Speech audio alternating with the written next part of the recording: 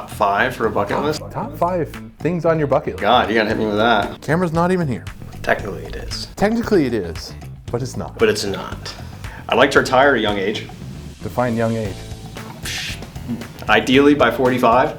When the wife and I first started dating, I told her I wanted to retire by the age of 30.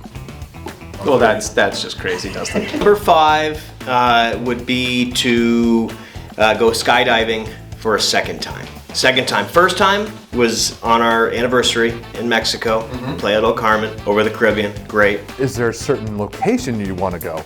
Just not Vermont. Just not Vermont, so like New York is fine. New York's fine. We can do it like on Lake Champlain as long as it's like New York side. Yeah, that's okay? Okay, that's okay. Yeah, that's okay. Just not Vermont. As far as other bucket list stuff, I've always wanted to travel the world.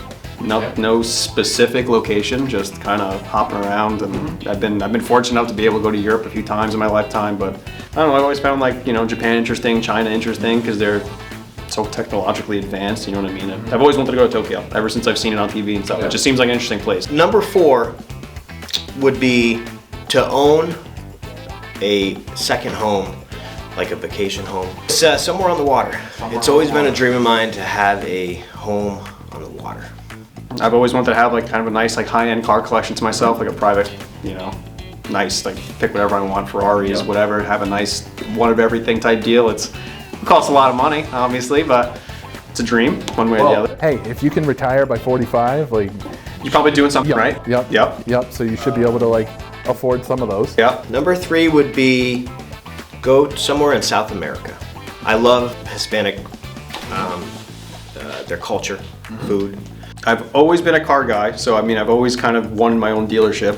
I wouldn't be picky about a place. I think just having a place to call my own would be kind of cool, and have my own name on it, be able to be that guy. What would be our name? Logan Motors? Yeah, I keep it simple. Yeah, I mean, Dan's already bought me 3 letters, so if I change the B and a K to an L and G, I'd probably be in business already. It's already bought you 3 letters. He's got 3 letters up there, O, A, and N. Listen, if pilfering off somebody else's name for now gets me started, I don't know. I'll take my chances, I guess. Dan, you don't want to hear this. Number 2 bucket list, New Zealand. And why is that? Why is that? Because I've seen a lot of movies. I had a feeling it might be a movie thing.